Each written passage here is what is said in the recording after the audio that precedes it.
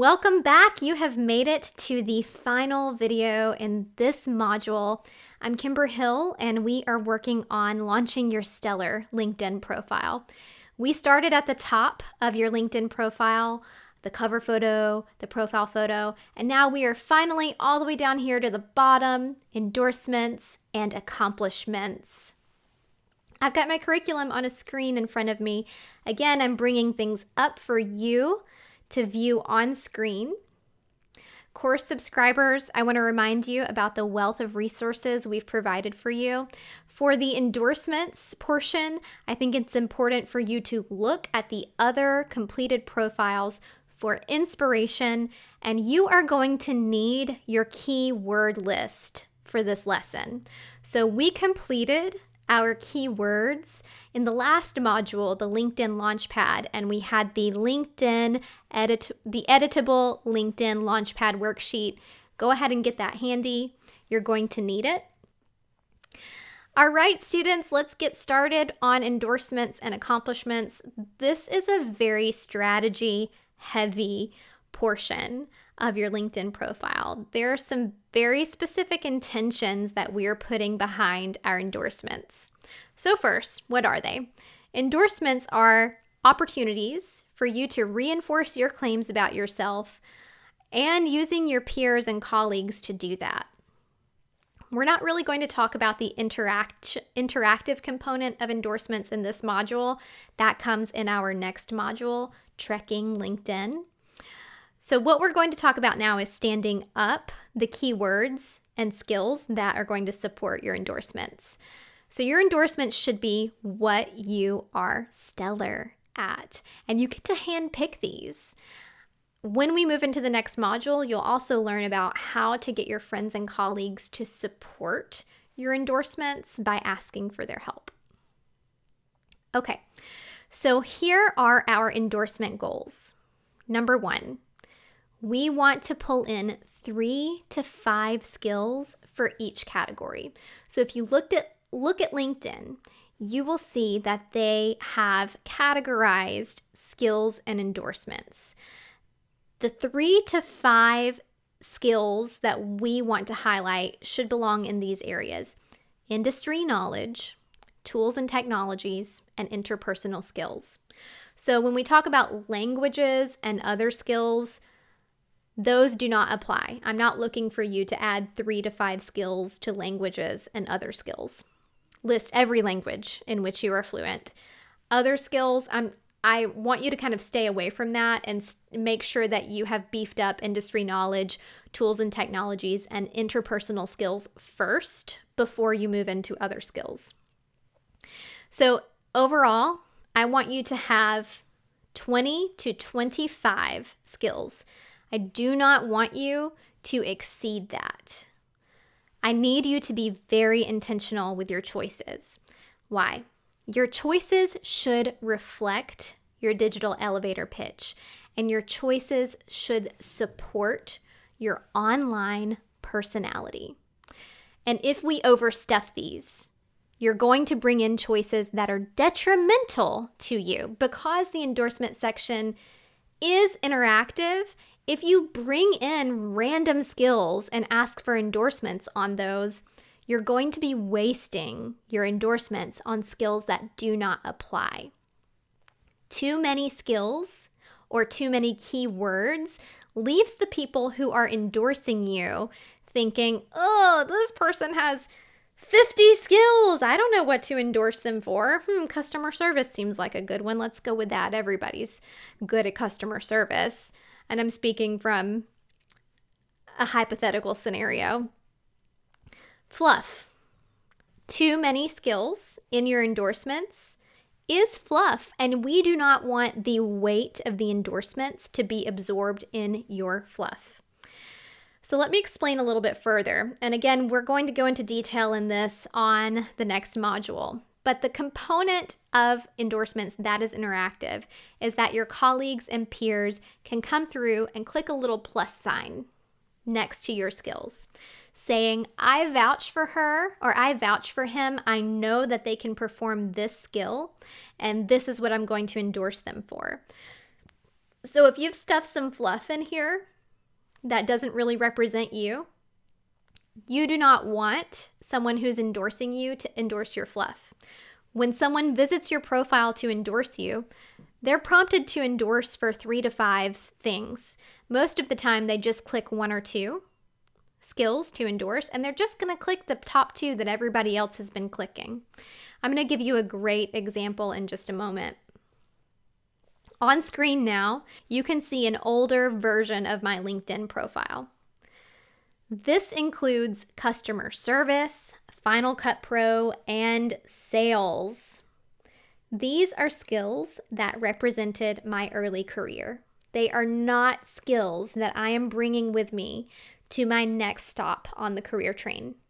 You see, I'm not looking for a customer service role. I'm not looking to work with Final Cut Pro anymore. That's almost a completely obsolete piece of technology, piece of software in my industry. And hey, I'm also not looking for a sales job. I don't want to do that. So why would I want these populating as keywords for me? The answer is I do not. But the great thing about the endorsements section is anything that I include here as a keyword for myself is going to represent me as a keyword, represent me as my skills, and also allow my peers to endorse me for that skill. So you can begin to see how important the endorsement section is, and you can begin to see why we want to be very specific and very refined. I don't want you having 50 to 100 skills here. It is guaranteed understood that a lot of the things in many people's skills section are given, are kind of like obvious that you would be able to execute that skill and really should not be populating in your keyword assortment here. We want keywords that jump out, represent you, and indicate you're an expert with it. So I'm going to say one other thing about this to kind of help bring this advice to you full picture. In Resume Bootcamp, when we talk about the skills and technologies that need to be on our resume, we talk about not sticking in fluff. So a great example is saying I'm proficient in Microsoft Word. It is a given, it is understood that any career professional in today's career market should know and understand Microsoft Word. So unless you are applying to be a Microsoft Word expert with an organization, it's not relevant to include that on your resume or in your skills. We want to go deeper. So that would be considered fluff. And we want to keep that kind of fluff out of our endorsement section. We want to be specific about the things that we're very good at that make us unique. So how do we do this? How do we figure this out? It's a lot to think about. Oh, I need 3 to 5 keywords that represent me in these areas. This is where our editable LinkedIn worksheet comes in. So I want you to go back to that worksheet and flip to the page where we had you write down all of your keywords. I want you to look at the section of what you're good at too. This, between the keywords and what you're good at, we're trying to find a happy medium.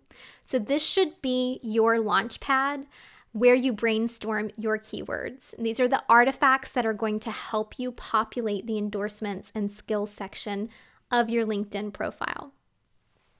Some guidance. Number 1, and this is my favorite piece of advice to give on this topic. Do not include anything that you do not want to be doing, honey.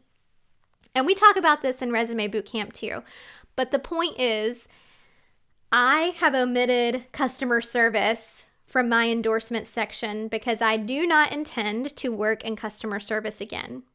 So nothing here should be, even if you're an expert, even if you are the end-all be-all, where it starts and where it stops on that particular skill. For example, maybe you can write in Russian and speak Russian, but you hate it. You hate doing it at work. Maybe that's something that you've done previously and you're just like, I'm so burnt out on this. I can't imagine doing it anymore. Do not include it, okay? Because employers are coming to your endorsement section and your skills section to understand what you're good at and what they can hire you to do for them. And if it's there, they're going to consider you for whatever role they have that involves that. Okay. And another good example is data entry. If you have been doing data entry for 10 years, you hate it, you just think, if I have to do it another day, I am going to throw up. Do not include it, even if you've been doing it. Another one, cold calling. Don't list cold calling if you don't want to be cold calling. What I want you to list is what you are looking for, even if it's a skill that you are still mastering. So maybe you want to be a voiceover artist, but you don't have a lot of voiceover experience. You still need to list voiceover artist or voiceover work as your skill, okay? Because you have to attract jobs that are seeking that in order for you to gain experience and move forward. So I need you to list what you're passionate about, what you want to be doing. Okay. That wraps up what we're going to be talking about for endorsements in this module. I want you to go work on those, get your 3 to 5. If you have a LinkedIn profile already, chances are what you're actually going to be doing is thinning out and deleting. And that can feel like you're working in the wrong direction.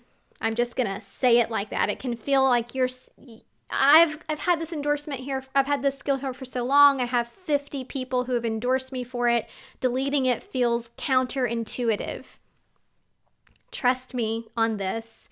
That skill, if you've got 50 people who've endorsed you for it, it is absorbing the impact of your endorsements. The more endorsements you have per skill determines where you show up in the search algorithm on LinkedIn for that skill. So you are continually populating for that skill. And LinkedIn's algorithm is also continually suggesting to other LinkedIn users that they should endorse you for that skill. So it is working against you to have things there that don't align with where you're going. So delete it, get rid of it. And if you're starting from scratch, you're probably in a better position because you're not kind of facing that internal dilemma of, I feel like I'm losing progress. Trust me, it will be worth it. Let's move into accomplishments. This is a really fun, creative, flexible space to absorb anything that you want to include, but it just didn't fit in your experience. It just didn't fit in your summary, or it just didn't fit in your headline. There are some cautions I'm going to give you about this. Let's start with what is accomplishments.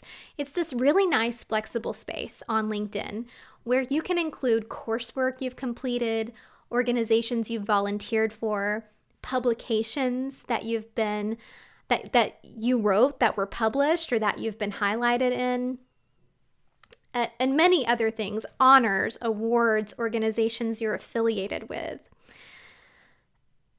I want to caution you not to let this go overboard, because you run the risk of making yourself look like a perpetual volunteer, a novice, or you also run the risk of dating yourself in this area. So I need you to be very careful and list your most meaningful accomplishments. If you have volunteered with 50 different organizations, don't come through here and list every single organization you have volunteered for. Try to make this very high level. Try not to include a lot of dates. So for example, if you've volunteered with American Red Cross in 1991, don't include the date. Or maybe not include that at all, unless maybe you've been volunteering with them since 1991. That's a little bit more impressive. But this dates you, right? If someone's scrolling through your profile, it makes you at risk for ageism in the workplace. If they can see how long you've been involved, they can kind of gauge how old you are, and that may not be great for you. So consider that. And elaborating just a little bit on being a perpetual volunteer. For a lot of us who are new to remote work, and we've struggled with maintaining our career from duty station to duty station. We get to a new duty station and the first thing we do is volunteer. Before you know it, we've been there for 3 years and we never got a job. We just continued to volunteer and find things to pass our time. On a resume and on LinkedIn, if that's been your pattern, it can make you look like a perpetual volunteer and not a professional. So if that's your storyline, do not use this accomplishments area to tell that storyline. Instead, it might be relevant for you to include how many years of experience you have with a particular organization and not indicate how many different organizations you've volunteered for. Again, what we're looking for in the accomplishment section is the most meaningful things that have happened to you and use it as a highlight reel. If you take a look at mine, I've listed some awards that have been important to me that I would like for my peers and colleagues to know about. And I've also used it to indicate organizations that I've recently volunteered for that made a difference in my life, where I was also able to make a difference in the lives of others around me. But I cap it there. I've been involved with a lot of other organizations and have had a lot other volunteer opportunities that I'm not including here. Ladies and gentlemen, congratulations. You have just completed launching your stellar LinkedIn profile. I'm so proud of you for making it this far. We started at the top of that profile, your cover photo, your profile image, and we worked our way all the way down to your endorsements and accomplishments.